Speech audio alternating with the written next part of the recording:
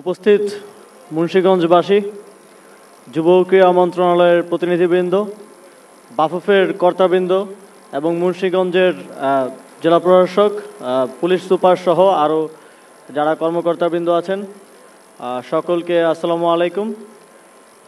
আপনারা জানেন যে তারুণ্যের উৎসব 2025-এর দ্বিতীয় পর্যায়ে চলছে। আমরা তারুণ্যের উৎসব আয়োজন করার এই সরকারের একটা মূল লক্ষ্য হচ্ছে তরুণদেরকে, যারা জুলাই গণ অভ্যুত্থানের মধ্য দিয়ে এই দেশকে নতুন স্বাধীনতা এনে দিয়েছে, তাদেরকে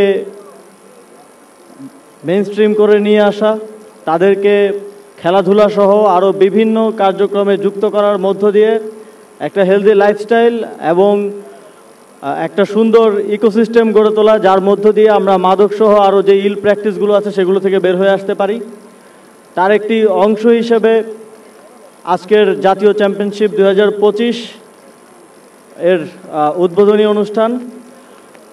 আমরা যুব ক্রীড়া মন্ত্রণালয় থেকে সবসময় বলেছি যে আমরা সকল ক্রীড়ার বিকেন্দ্রীকরণ করতে চাই।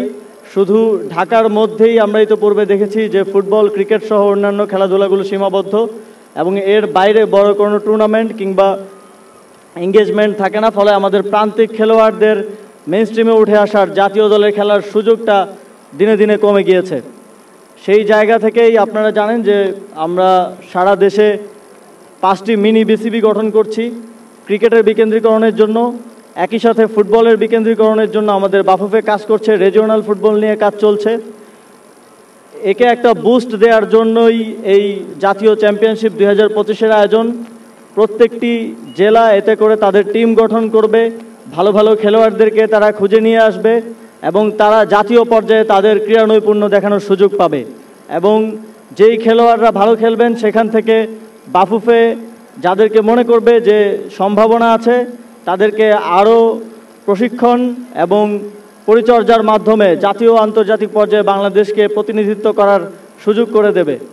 এর মাধ্যমেই তৈরি হবে একটা ইকোসিস্টেম, যার মাধ্যমে বাংলাদেশের যে কোনো প্রান্ত থেকে, যে কোনো গলি থেকে কিংবা গ্রামের ফুটবল মাঠ থেকেও একজন খেলোয়াড় জাতীয় পর্যায়ে খেলার স্বপ্ন দেখবে এবং তার জন্য নিজেকে তৈরি করার জন্য পরিশ্রম করবে। আজকের এই চ্যাম্পিয়নশিপ আয়োজনের জন্য আমি বাফুফেকে বিশেষভাবে ধন্যবাদ জানাতে চাই। বাফুফের টিম অত্যন্ত পরিশ্রম করে এই চ্যাম্পিয়নশিপ বাস্তবায়ন করছেন। আমি এই টুর্নামেন্টের উত্তরোত্তর সাফল্য কামনা করি এবং আজকে যেই 2টি দল অংশগ্রহণ করছেন তাদেরও সাফল্য কামনা করি। আমরা বিশ্বাস করি 64 জেলার 64টি টিম অংশগ্রহণ করার মাধ্যমে আমরা আগামীর বাংলাদেশের জাতীয় দলের খেলোয়াড়দেরকে খুঁজে পাব, যারা আগামীর বাংলাদেশকে বিশ্বমঞ্চে উত্থাপন করবেন এবং বাংলাদেশের জন্য গৌরবোজ্জ্বল অর্জন ছিনিয়ে আনবে।